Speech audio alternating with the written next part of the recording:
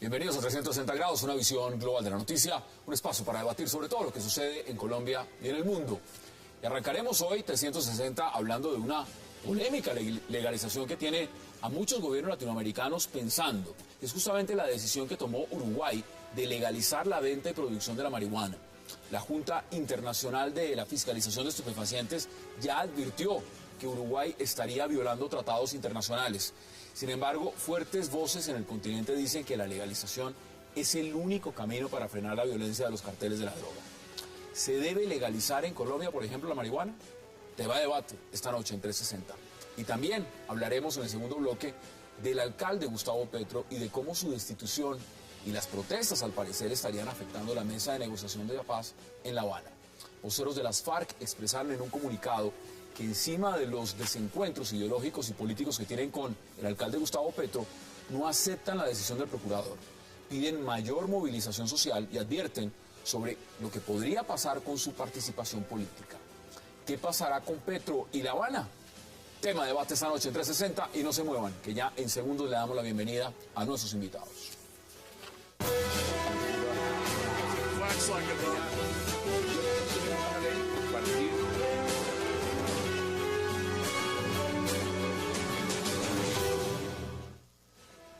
Y qué placer dar la bienvenida esta noche a 360 a Frederic Macé, a César Páez, a Nicolás Botero y a Fabio Umar. Caballeros, qué gusto y qué placer tenerlos esta noche en el programa. Muchas gracias por la invitación, Hassan. Bueno, vamos. Toda esta semana hemos hablado de tema muy interno en Colombia y vamos a tener la oportunidad de hablar también de lo que está pasando con el alcalde Gustavo Petro. Pero vámonos a Uruguay. Y en Uruguay el punto es el siguiente, César. La medida que aprobó el Congreso uruguayo frente a la legalización de la marihuana. ¿Usted cómo ve ese tema? Desde un punto de vista internacional, perdón, es ilegal. Es ilegal. Uruguay firmó y ratificó los tratados en los que expresamente se compromete a no permitir la producción, a no permitir la distribución de drogas. Son drogas que están taxativamente definidas allí. Una de esas, por supuesto, es la marihuana. Y desde ese punto de vista es ilegal. Ahora, yo creo que Uruguay está aprovechando la coyuntura interna con la presidencia de Mujica y está aprovechando al mismo tiempo una coyuntura regional y yo diría que internacional que hay de relajación, de crítica a la política prohibicionista. Entonces, digamos, está subido en esa ola, está aprovechando la cresta de esa ola para hacer estos cambios, pero desde el punto de vista, digamos, del derecho internacional, yo no soy abogado, pero desde el punto de vista del derecho internacional, pues es claramente ilegal. Ahora aquí tenemos un abogado. Preguntemos. Muchas gracias. El único, ¿no? El único abogado. Bueno, con los que hay, eso es mejor dicho, un abanico. Fabio, ¿usted cómo ve la medida? Mire, Hassan, estoy de acuerdo con lo que dice el profesor. Realmente, desde el punto de vista legal, uno podría hacer algunos reparos. Pero creo que tarde que temprano, probablemente más tarde que temprano, se va a imponer un hecho político en Latinoamérica y en el mundo entero, y es la legalización. Y ese hecho político va a doblegar, va a encapsular y, por supuesto, va a derogar los tratados internacionales que rigen la materia y, por supuesto, las leyes internas que rigen la materia de prohibición, criminalización y penalización de las drogas. En Estados Unidos, algo así como 120 millones de habitantes tienen acceso a la medicina recreativa, a la marihuana recreativa o a la medicina, digamos, con base en el cannabis. Hay estados que ya permiten también lo que sin ningún problema. Entonces, me parece que no podemos ser más papistas que el Papa y tarde que temprano la legalización se va a dar. El punto es, y en eso hay que ser muy claros, es que es un paso planetario, es un paso global y de ninguna manera creo que se pueda hacer en países aislados, en países con muy poco juego político, con escasísimo juego económico.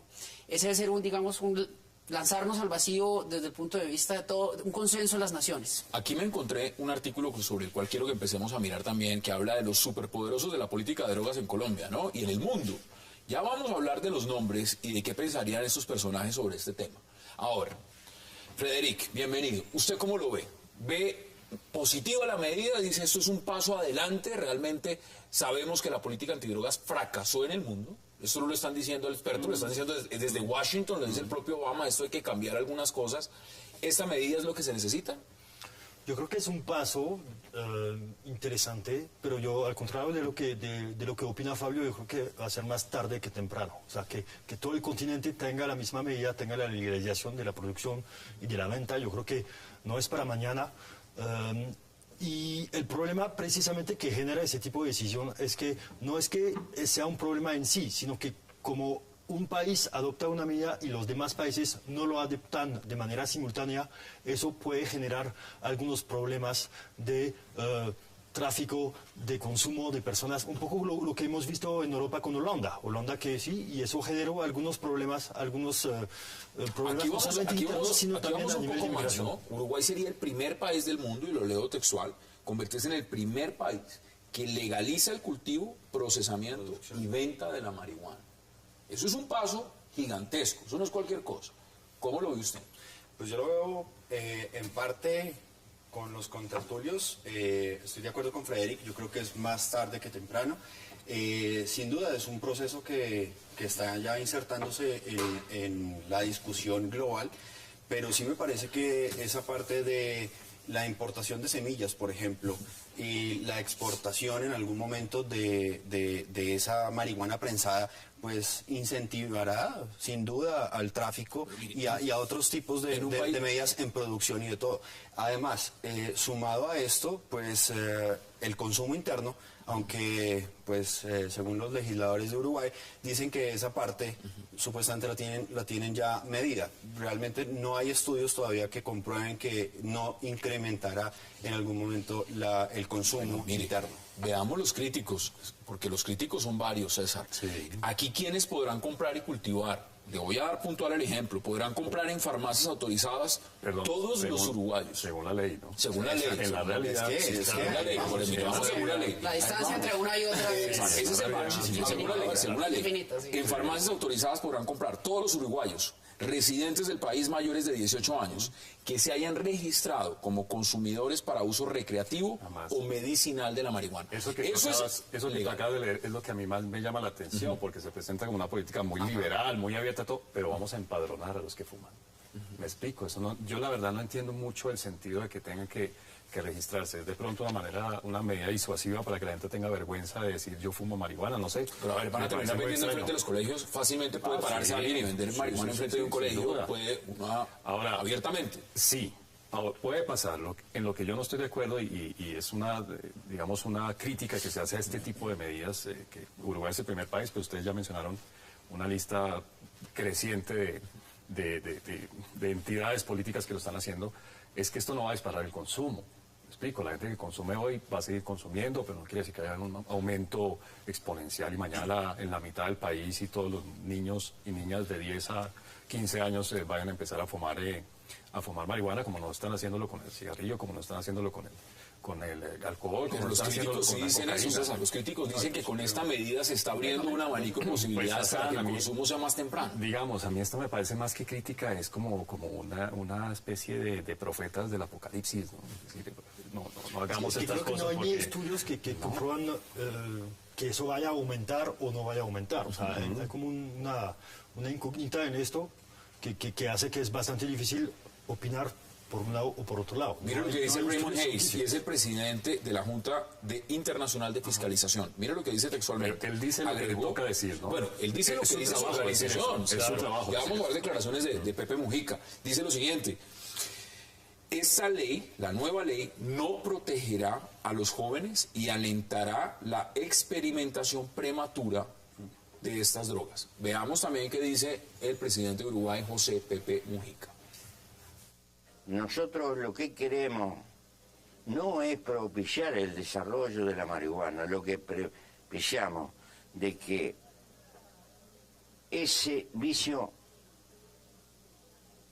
sea controlado como adicción, que no pueda prosperar y que no sirva de puerta de entrada a las otras formas de drogadicción como ha pasado en muchas partes del mundo. Esta es la cuestión, atacarlo por el lado del mercado, de tal manera que al traficante de marihuana no le convenga traer marihuana porque el Estado se la vende más barata, controladamente. En lugar de combatirlo por el lado policial, combatirlo por el lado del mercado. Otro discurso. Esa es la posición. Y muchos la comparten. Sí, yo la comparto, digamos, desde el punto de vista de un análisis económico de la decisión. Y lo que está diciendo el presidente Mujica es lo siguiente.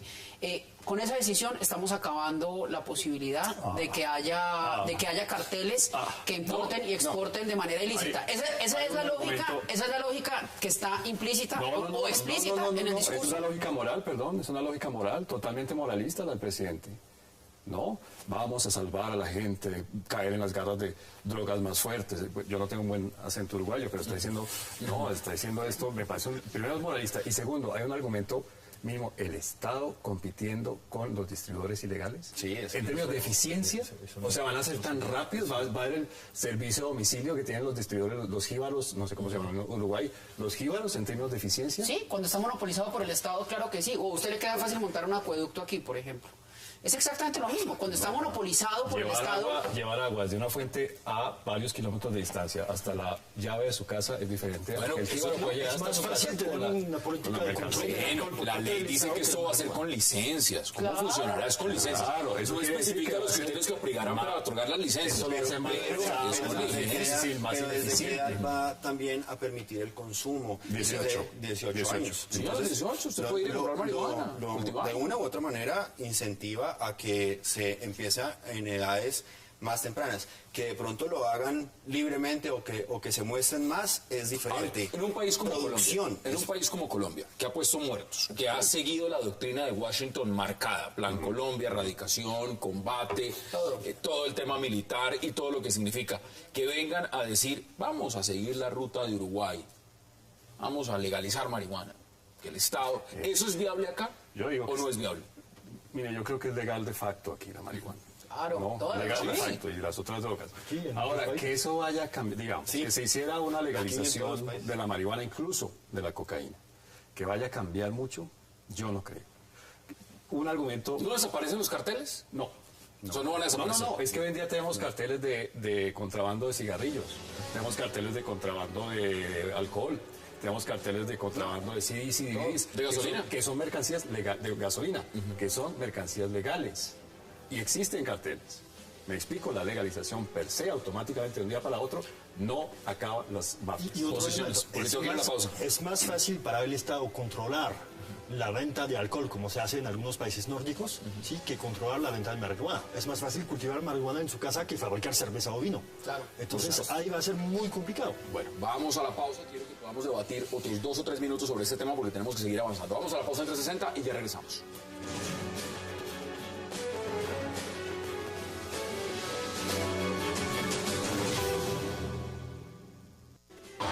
Bueno, hoy es un día histórico, no solo para Uruguay, sino para todo el mundo. Uruguay es el primer país que regula el mercado de marihuana. Hay una apuesta fuerte ahora y las organizaciones sociales van a seguir trabajando para que esto sea eficaz. Pero hoy, por sobre todas las cosas, es un día de fiesta, como lo muestra la gente acá en el Palacio Legislativo. Como usuarios estamos muy contentos por este paso. Dejamos atrás estigmas, discriminación, exclusión social y sanitaria. Es un nuevo comienzo de historia, es un nuevo escribir de la historia y por suerte el gobierno nos ha dado esta oportunidad de escucharnos y de hacernos parte de una buena vez por todas, dejando atrás la invisibilización. Regresamos a 360 y vamos a empezar a redondear este tema. Fabio Umar, aquí usted ve la reacción de la gente. En Uruguay están felices y no hay que desconocer que hay mandatarios latinoamericanos que han dicho abiertamente y llevan haciendo un debate prolongado, diciendo el camino es ese, el camino es la legalización. ¿Hacia dónde vamos? ¿Hacia dónde vamos? No, mire, por un buen tiempo nos vamos a quedar donde estamos, especialmente Colombia, con la doctrina prohibicionista, militarista, de represión. Me parece que esa pelea hay que darla a fondo, porque asociado con la venta de drogas, pues normalmente vienen algunas cosas bastante más terroríficas, ¿no? Vienen carteles de bombas, vienen minas quiebrapata, vienen un montón de cosas, pues, que no vale la pena recordar. Pero, tarde que temprano, este tema se va a dar, este tema se va a legalizar. Yo estoy seguro de eso lo veremos nosotros en unos años. ¿Qué dirá el procurador? El procurador me imagino que se opone, como se oponen muchas personas, como se opone mucha gente que incluso es partidaria de abolir el prohibicionismo como doctrina de pensamiento y filosófica. Pero realmente la guerra contra las drogas se perdió. Esa es una realidad y hay que replantearse y ser ingeniosos en soluciones. ¿Qué dice usted y además qué cree usted que dirán desde Washington? Pues sobre todo un país como Colombia, como México, donde llega mucha ayuda militar y mucho financiamiento es para eso, combate de drogas. El debate que se ha venido dando en México, en Brasil, y que pues se dice que en algún momento se perderá esa lucha prohibicionista y militarista y demás.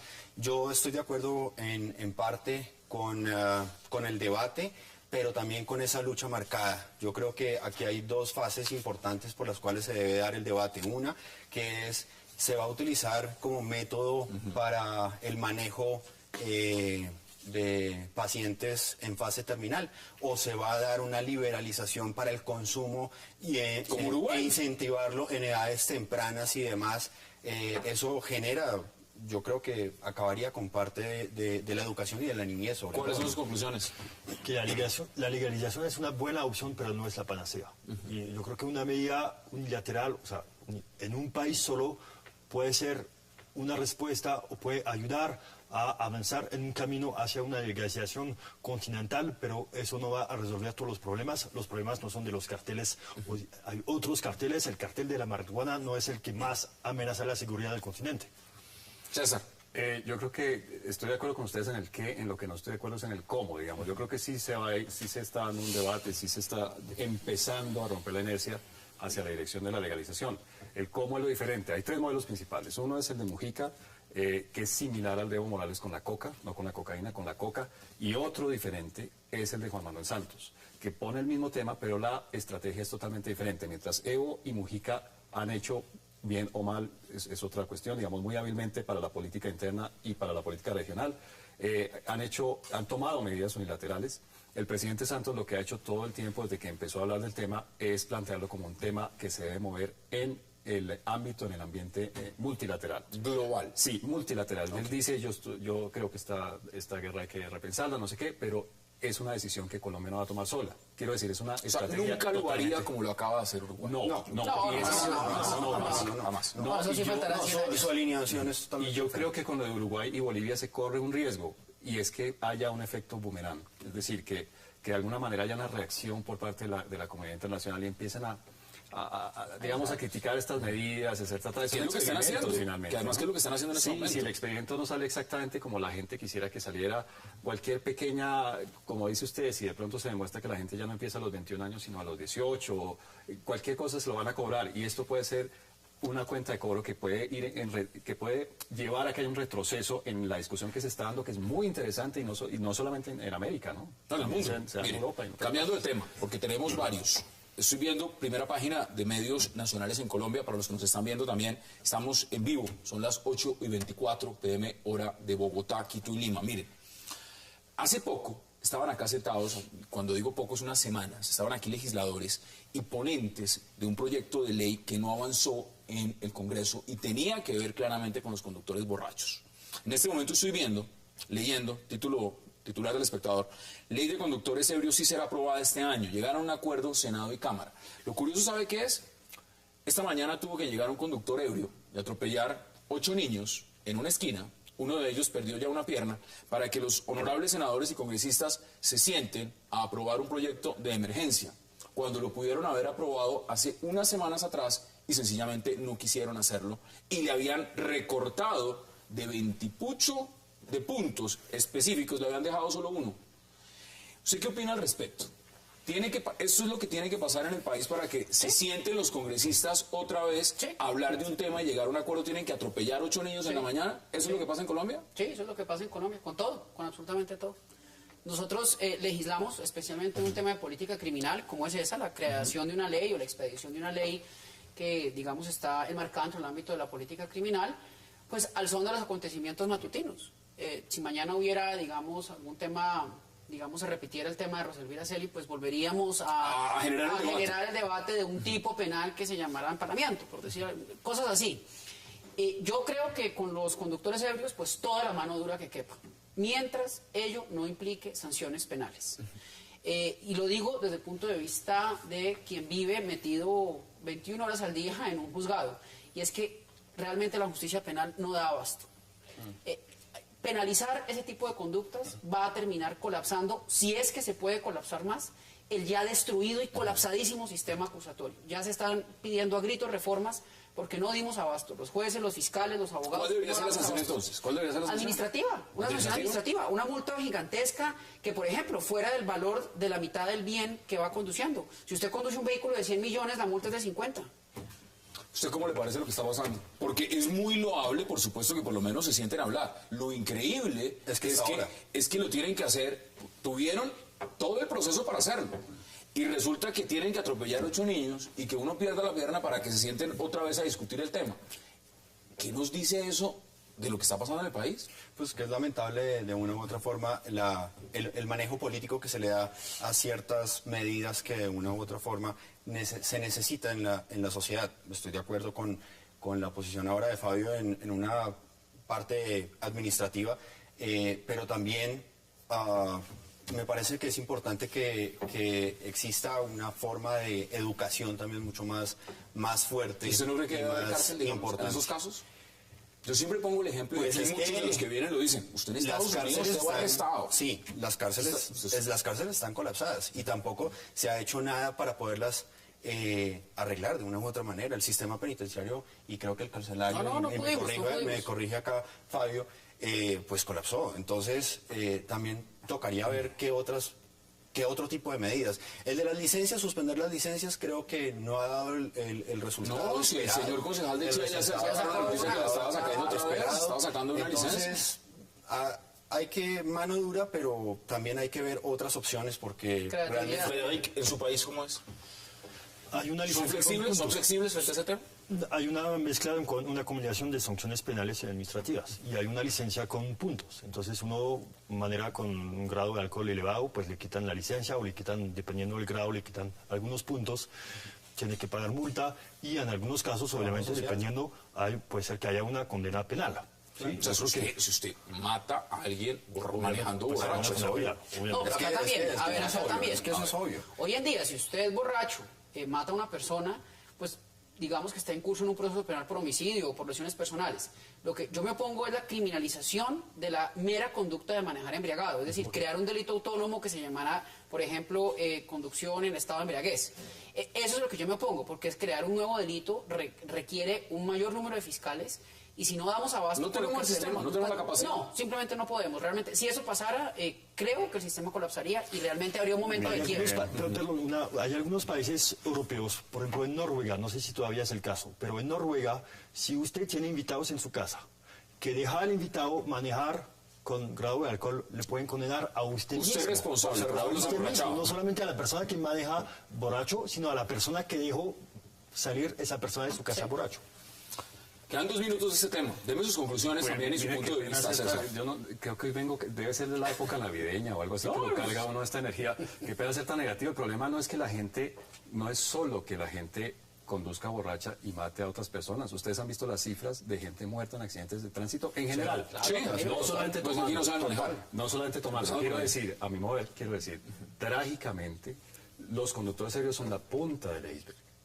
Son la punta, somos unos animales manejando. Yo no tengo las cifras en la cabeza, pero creo que estamos cercanos a igualar muertes violentas en accidentes de tránsito a muertes, por ejemplo, derivadas del conflicto armado. ¿Me explico? En este país nos estamos matando por manejar mal. Punto. No, imagínese manejar mal y borracho, uno no maneja mal, maneja peor. Pero es que... No, obviamente es más grave, pero lo que quiero decir es que esto no puede ser solamente vamos a reaccionar, vamos a salir al oportunismo legislativo. Es que así lo están haciendo, eso parece oportunismo legislativo. El proyecto estaba presentado y no lo quisieron sacar. Han visto cada puente, cada periodo de vacaciones, cada puente, cada día festivo, uno ve el noticiero y es terrible. Hay 20, 30, 5, 10 muertos. Van dando el mapa de la muerte alrededor del país. Van mostrando el Nariño, en Cauca, en el norte, en Cundinamarca, no sé dónde, un bus con 25 personas se fue a un abismo, una tractomula estrelló a una camioneta que iba con 5 o con 7 personas. Quiero decir, el problema no es solamente que estemos manejando borrachos, el problema es que nos estamos matando de la manera más, dentro de todas las maneras estúpidas que tenemos de matarnos en este país, nos estamos matando de la manera más estúpida, que es con los carros. Ahí están las posiciones, vamos a la pausa porque al regreso vamos a hablar, por supuesto, del alcalde Gustavo Petro y el efecto de lo que está pasando con la decisión del procurador en La Habana. Ya regresamos.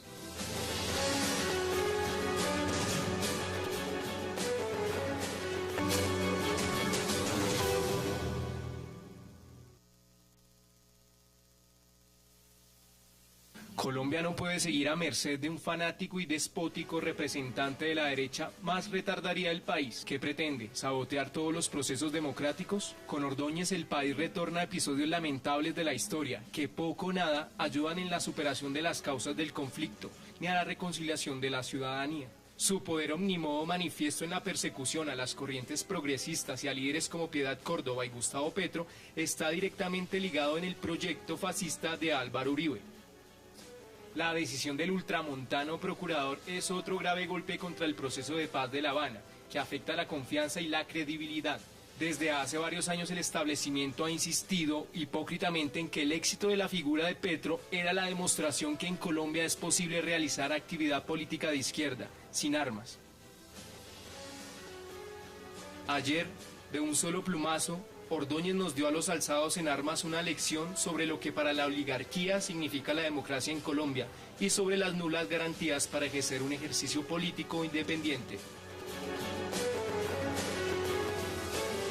Regresamos a 360. Frederic, ¿cómo ve usted lo que está diciendo las FARC? Ahí vimos a partes del comunicado. ¿Realmente esto afecta el proceso de La Habana? ¿Lo que pasó con Gustavo Petro? Bueno, hay varios elementos. Primero, la reacción de las FARC, que puede ser entendible.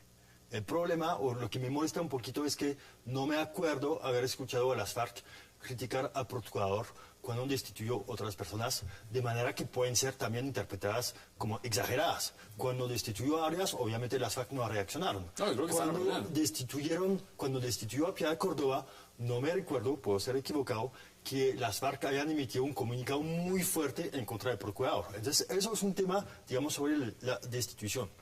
El otro tema, obviamente, es qué efecto puede tener eso sobre el proceso de paz. Y la verdad, yo entiendo un poco el argumento que puede mandar una señal un poco equivocada, que eso no es favorable para la futura democracia, que no garantiza las libertades de los que van a integrarse en la política, pero yo creo que el efecto concreto sobre el proceso es casi nulo. O sea, me parece... Casi nulo y nulo es lo mismo.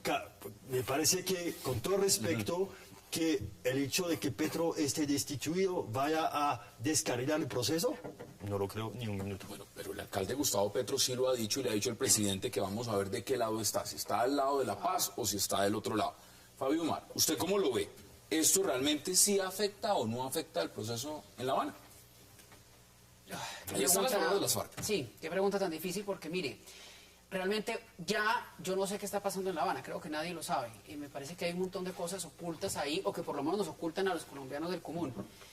Yo esperaría que esto, no he sido nunca partidario del proceso de paz en La Habana, o no de la manera que está llevando, pero esperaría que ya estando sentados allá, pues esto no afectara el desarrollo del proceso. Ahora, que Gustavo Petro diga y haga un llamado a La Habana y le diga al presidente y lo llame, digamos, a que desconozca la decisión del procurador, pues bueno, ese ha sido su verbo todo el tiempo.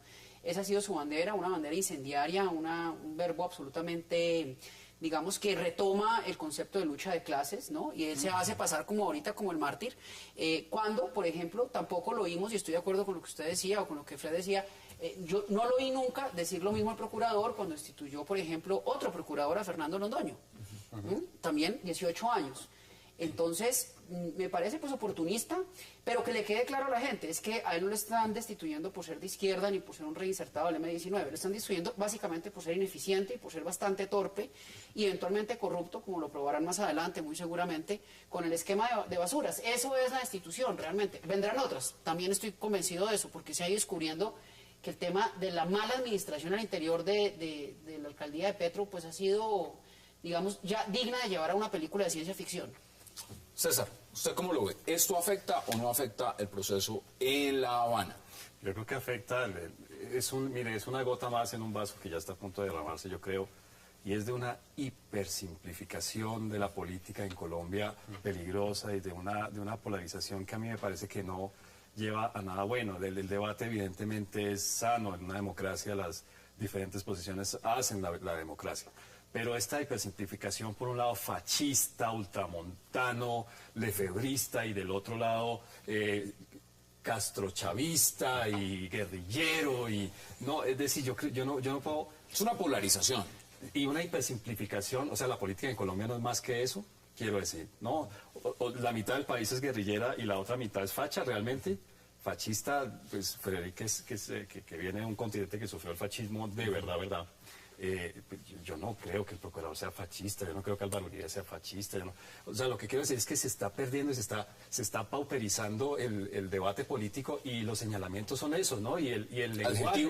Son adjetivos. Pero además unos adjetivos tontos. Les digo, se está venezolanizando el debate político en Colombia, ¿no? De un lado se acusa a los otros de fascistas, de ese lado se acusa a los de este lado de guerrilleros, y en eso estamos, ¿no? Sí, yo todavía tengo problemas para entender cómo es que Juan Manuel Santos es un caballo de Troya del socialismo internacional.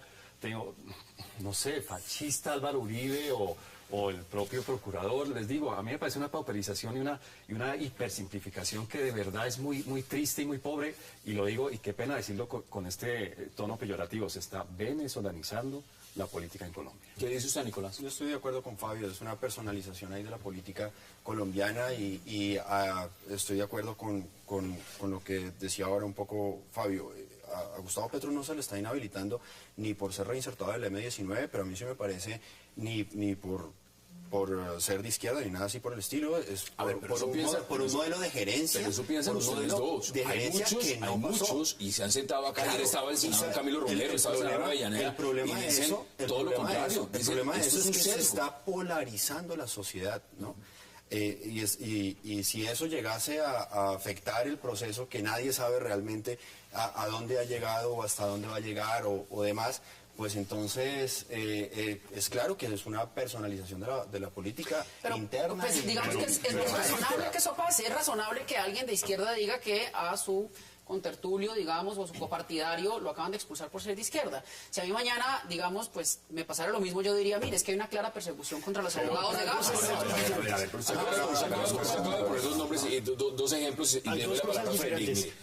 Andrés Felipe Arias, cuando fue destituido, va a decir que lo destituyeron porque el procurador es fascista. Claro que no. Y la prueba de que el procurador ha sido imparcial, la prueba de que el procurador ha sido imparcial es que si usted mira esa lista tan larga de destituidos, usted no es capaz de encontrar un argumento, digamos, un común denominador, porque si dijera de 800, 700 son de izquierda, usted diría, ok, tenemos un problema. ¿Sí? O si 700 son de izquierda, usted diría, ok, tenemos un lío. Está bien, pero es que el debate, fíjense que ni siquiera aquí, que nos han invitado para eso, hemos hablado del modelo de basuras, hemos hablado de los poderes extralimitados, y no... Ese debate lo hemos dado lunes, martes, miércoles, hoy jueves,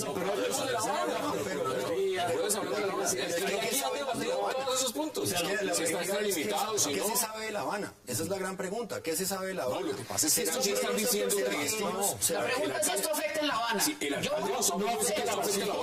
Yo no sé si afecta en La Habana. Puede ser que sea una mala señal para la democracia en sí. Puede ser, eso es discutible. Pero que afecte el proceso de La Habana, el proceso como tal, no creo. Yo le quiero decir una cosa. Si la bomba de INSA, creo que se pronuncia. Sí, INSA Cauca. De INSA Cauca, no dañó al proceso de La Habana, es muy difícil que el proceso lo dañe. Mataron a Caro y no dañó el proceso. Sí. O sea, si eso no lo dañó, no lo daña nada. No, pues es decir, si yo soy presidente de un país como Colombia y yo me levanto un fin de semana de mercado y veo que hay no sé cuántos muertos y no sé cuántos heridos en una clarísima violación a todas las normas del derecho internacional y de los convenios de Ginebra y todo, y aún así me mantengo negociando, pues realmente no creo que haya algún fenómeno que pueda dañarlo de La Habana, porque yo me hubiera parado a la mesa inmediatamente.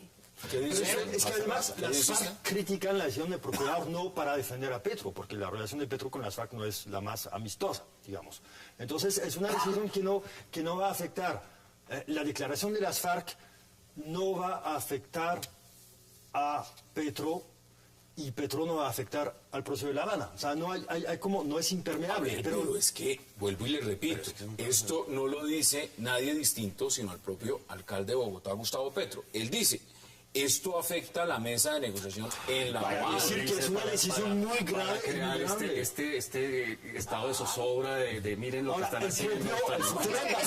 Realmente es un hombre diminuto en su personalidad, que todo el tiempo tiene que estar, que todo el tiempo tiene que estar dándose esas grandilocuencias. Si lo destituyen, en vez de decir, hombre, me destituyeron, voy a plantear los recursos que tengo y mis abogados y vamos a estudiar eso, no. Entonces atiende a los medios internacionales y llama a los medios en París y les hace saber que es que aquí en Colombia lo están canibalizando. Pero pues ese es él, ese es lo de siempre. A ver, Federico, luego Quiero César. conocer que el futuro embajador de los Estados Unidos en Colombia, él mismo dijo que eso podía tener algún efecto, que vaya a descargar el proceso no, pero que podría tener Lo algún dijo en efecto. una audiencia. Lo dijo en una audiencia. y eso provocó una reacción, a mi modo de ver, totalmente incoherente y exagerada por parte de Colombia sobre cómo así que eso es intromisión en los asuntos internos. Cuando Colombia o cuando los Estados Unidos defienden al proceso de paz no hay ninguna intromisión, ninguna injerencia, y cuando critican o emiten un concepto un poco negativo de la noche a la mañana, que hacen los Estados Unidos, no se pueden O sea, meter. juegan una doble moral ahí. Es Jugamos, incoherente. O sea, aquí,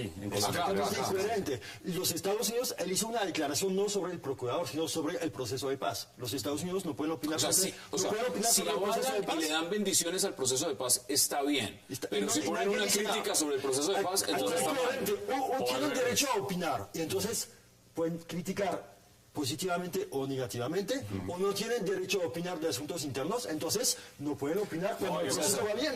Uno puede encontrar un ejemplo en el sentido contrario, pero que confirma lo que dice Federico, el propio procurador, ¿no? Este es un país soberano, y es un gobierno soberano, y es una entidad de vigilancia administrativa soberana, pero me voy a la Corte Penal Internacional a pedirles que miren a ver cómo es que estamos haciendo las cosas aquí, porque, no, entonces para unas cosas somos soberanos, para otras somos internacionales. No sé, yo personalmente no soy psicoanalista, no voy a analizar la personalidad de Petro, la personalidad de Ordóñez, no soy parapsicólogo tampoco para ver si esto es tal vez un reflejo de alguna encarnación pasada. Lo que yo veo es un fenómeno político en el que cada quien está jugando las cartas que tiene a su mano y las está jugando de la manera más hábil que puede.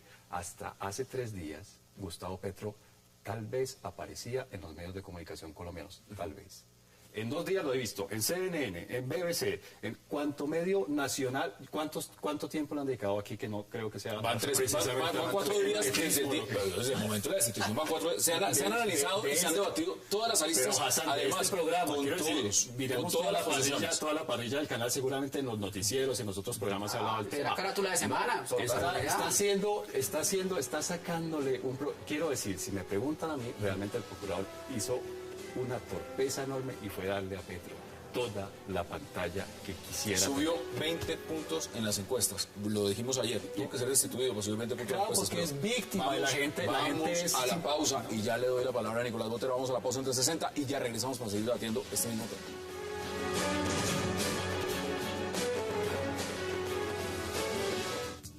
Lo natural te nutre más. Toma leche colombiana, una campaña del Fondo Nacional del Ganado, Fedegan.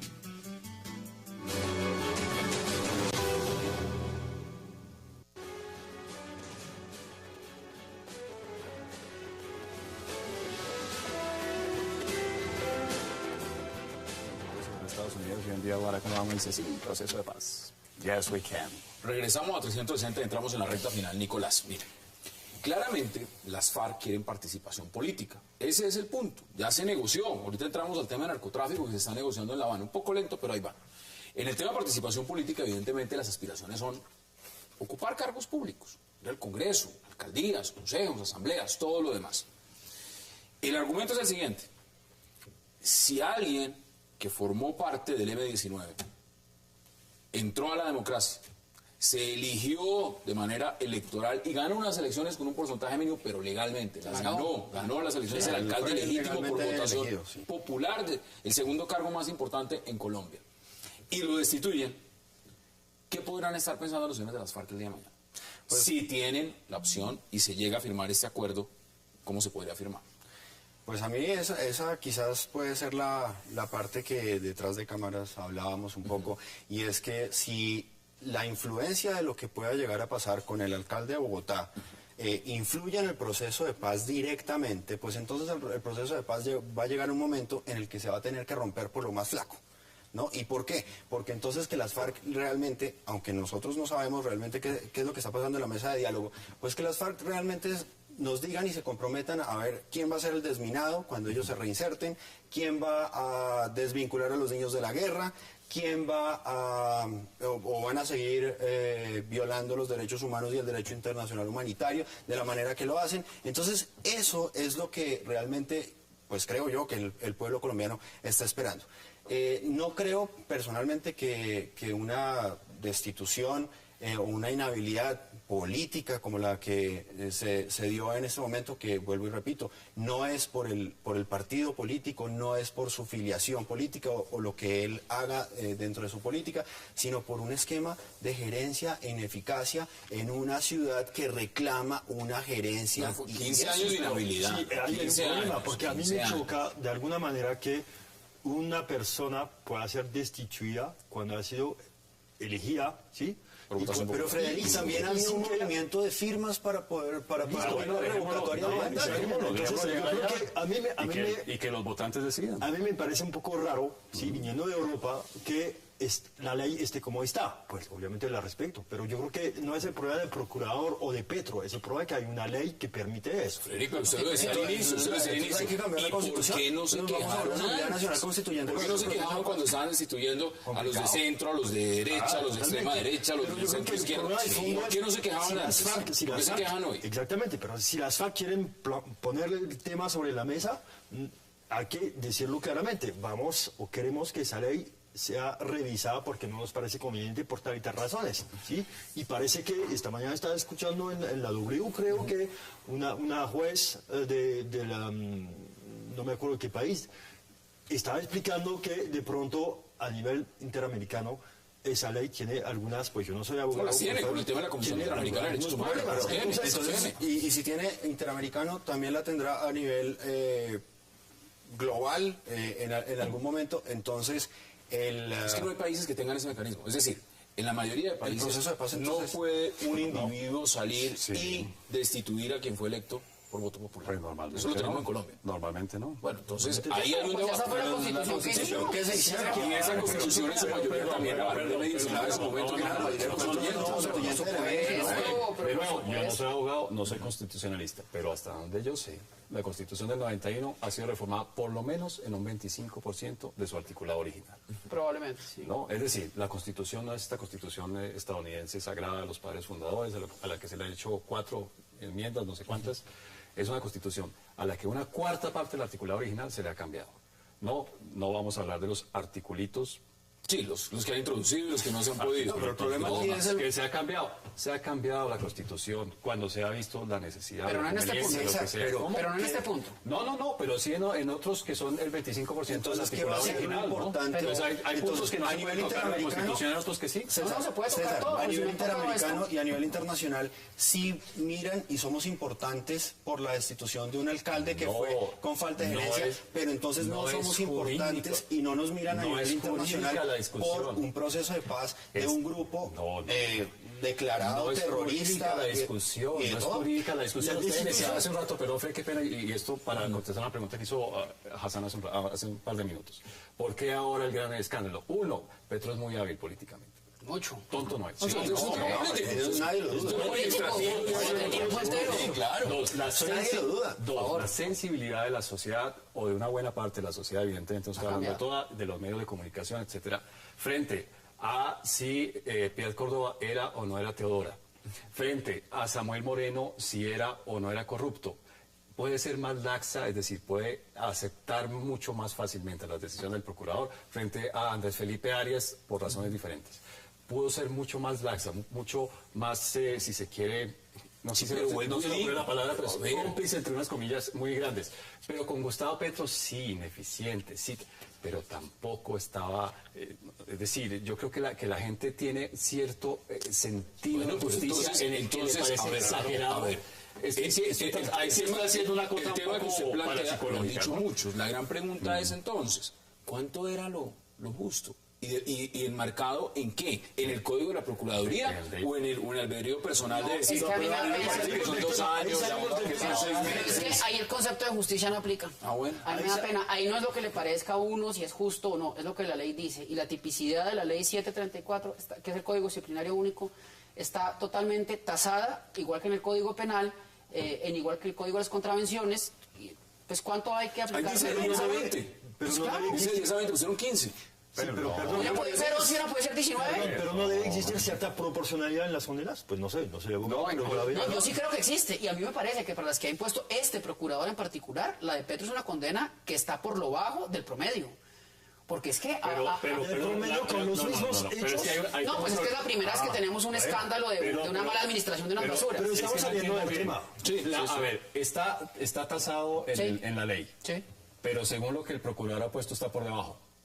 Ergo, lo que hace el procurador no se atiene literalmente a lo de la ley. No, está por debajo de otras... ¿De la ley o del criterio? No, de otras cuestiones que yo he visto. 18 años. No, pero mire usted las que pasó con lo del gas. Mire lo que pasó con lo del gas.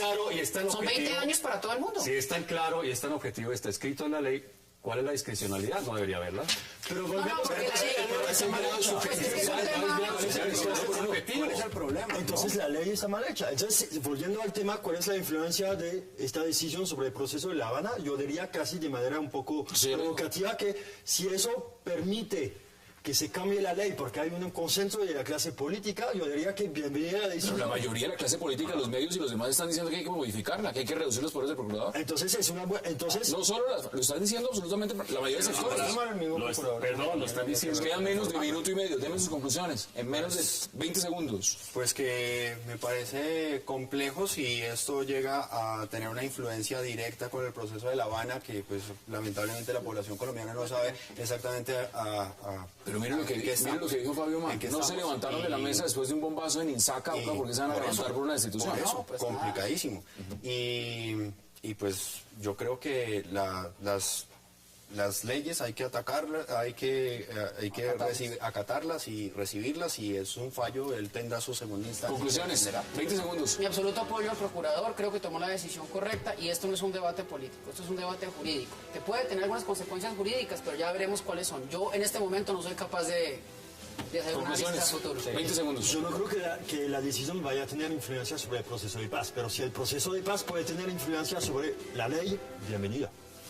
20 segundos. No creo que sea legislar coyunturalmente, ni frente a manejar borracho, ni frente a los poderes del procurador, ni frente al proceso de paz. O sea, creo que un país serio no puede seguir legislando coyunturalmente y en caliente y con oportunismo legislativo. Ahí están las posiciones. César Páez, como siempre, un placer. Frederic Massé, un verdadero placer. Nicolás Botero, gracias. Y por supuesto, Fabio Omar. Muchas gracias, como siempre. Muchas gracias por su invitación. A ustedes, gracias por acompañarnos. Mañana, misma hora, 8 p.m, para seguir debatiendo toda la agenda política de Colombia y del mundo. Y recuerden, repetición, 11:30 de la noche. Hasta una próxima oportunidad.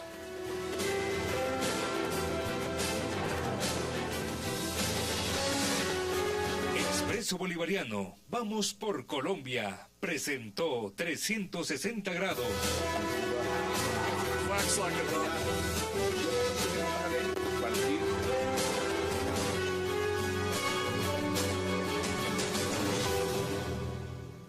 Y qué placer dar la bienvenida esta noche a 360 a Frederic Massé, a César Páez, a Nicolás Botero y a Fabio Umar. Caballeros, qué gusto y qué placer tenerlos esta noche en el programa. Muchas gracias por la invitación. Bueno, vamos.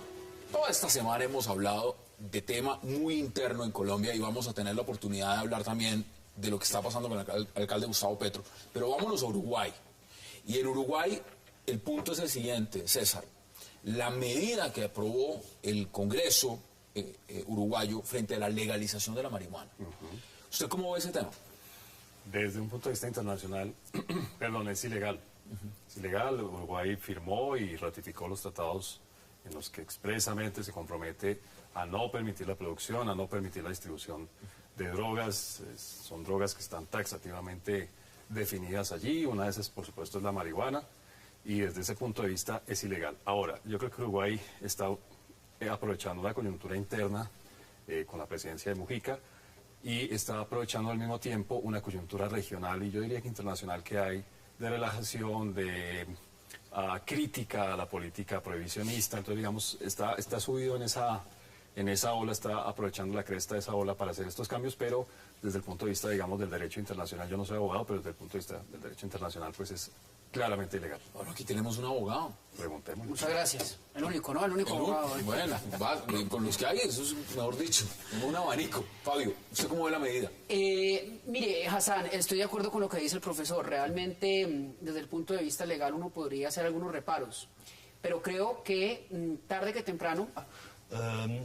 Y el problema precisamente que genera ese tipo de decisión es que no es que sea un problema en sí, sino que como un país adopta una medida y los demás países no lo adoptan de manera simultánea, eso puede generar algunos problemas de tráfico, de consumo de personas, un poco lo que hemos visto en Europa con Holanda. Holanda que sí, y eso generó algunos problemas, no solamente internos, sino también a nivel de inmigración. ¿No? Uruguay sería el primer país del mundo, y lo leo textual, convertirse en el primer país que legaliza el cultivo, procesamiento y venta de la marihuana. Eso es un paso gigantesco, eso no es cualquier cosa. ¿Cómo lo ve usted? Pues yo lo veo en parte con los contertulios. Estoy de acuerdo con Frederick, yo creo que es más tarde que temprano. Sin duda es un proceso que está ya insertándose en la discusión global, pero sí me parece que esa parte de la importación de semillas, por ejemplo, y la exportación en algún momento de esa marihuana prensada, pues incentivará sin duda al tráfico y a otros tipos de medidas en producción y de todo. Además, sumado a esto, pues el consumo interno, aunque pues según los legisladores de Uruguay dicen que esa parte supuestamente la tienen ya medida. Realmente no hay estudios todavía que comprueben que no incrementará en algún momento el consumo interno. Veamos los críticos, porque los críticos son varios, César. Sí. Aquí, ¿quiénes podrán comprar y cultivar? Le voy a dar puntual el ejemplo. Podrán comprar en farmacias autorizadas todos los uruguayos. Según la ley, ¿no? Según la ley. En la realidad, según la ley. Según la ley. La distancia entre una y otra es... Ese es el margen. Según la ley. En farmacias autorizadas podrán comprar todos los uruguayos residentes del país mayores de 18 años que se hayan registrado como consumidores para uso recreativo o medicinal de la marihuana. Eso que acabas de leer es lo que a mí más me llama la atención, porque se presenta como una política muy liberal, muy abierta a todo, pero vamos a empadronar a los que fuman. Me explico, eso no, yo la verdad no entiendo mucho el sentido de que tengan que registrarse. Es de pronto una medida disuasiva para que la gente tenga vergüenza de decir yo fumo marihuana, no sé. Pero a ver, van a terminar vendiendo enfrente de los colegios, fácilmente puede pararse alguien y vender marihuana enfrente de un colegio, puede ahora abiertamente. Sí, puede pasar. En lo que yo no estoy de acuerdo y es una crítica que se hace a este tipo de medidas, que Uruguay es el primer país, pero ustedes ya mencionaron una lista creciente de entidades políticas que lo están haciendo, es que esto no va a disparar el consumo. Me explico, la gente que consume hoy va a seguir consumiendo, pero no quiere decir que haya un aumento exponencial y mañana en la mitad del país y todos los niños y niñas de 10 a 15 años vayan a empezar a fumar marihuana, como no están haciéndolo con el cigarrillo, como no están haciéndolo con el alcohol. Pero los críticos sí dicen eso, César. Los críticos dicen que con esta medida se está abriendo un abanico de posibilidades para que el consumo sea más temprano. Digamos, a mí esto me parece más que crítica, es como una especie de profetas del apocalipsis, ¿no? Es decir, no hagamos estas cosas. No hay ni estudios que comprueban que eso vaya a aumentar o no vaya a aumentar. O sea, hay como Probablemente más tarde que temprano se va a imponer un hecho político en Latinoamérica y en el mundo entero, y es la legalización. Y ese hecho político va a doblegar, va a encapsular y por supuesto va a derogar los tratados internacionales que rigen la materia y por supuesto las leyes internas que rigen la materia de prohibición, criminalización y penalización de las drogas. En Estados Unidos, algo así como 120 millones de habitantes tienen acceso a la medicina recreativa, a la marihuana recreativa o a la medicina, digamos, con base en el cannabis. Hay estados que ya permiten también lo que sin ningún problema. Entonces, me parece que no podemos ser más papistas que el Papa y tarde que temprano la legalización se va a dar. El punto es, y en eso hay que ser muy claros, es que es un paso planetario, es un paso global y de ninguna manera creo que se pueda hacer en países aislados, en países con muy poco juego político, con escasísimo juego económico. Ese debe ser lanzarnos al vacío desde el punto de vista de todo, un consenso en las naciones. Aquí me encontré un artículo sobre el cual quiero que empecemos a mirar también, que habla de los superpoderosos de la política de drogas en Colombia, ¿no? Y en el mundo. Ya vamos a hablar de los nombres y de qué pensarían estos personajes sobre este tema. Ahora, Frederick, bienvenido. ¿Usted cómo lo ve? ¿Ve positiva la medida? Dice, esto es un paso adelante. Realmente sabemos que la política antidrogas fracasó en el mundo. Esto no lo están diciendo el experto, lo están diciendo desde Washington, lo dice el propio Obama. Esto hay que cambiar algunas cosas. ¿Esta medida es lo que se necesita? Yo creo que es un paso interesante, pero yo, al contrario de lo que opina Fabio, yo creo que va a ser más tarde que temprano. O sea, que todo el continente tenga la misma medida, tenga la legalización de la producción y de la venta. Yo creo que no es para mañana.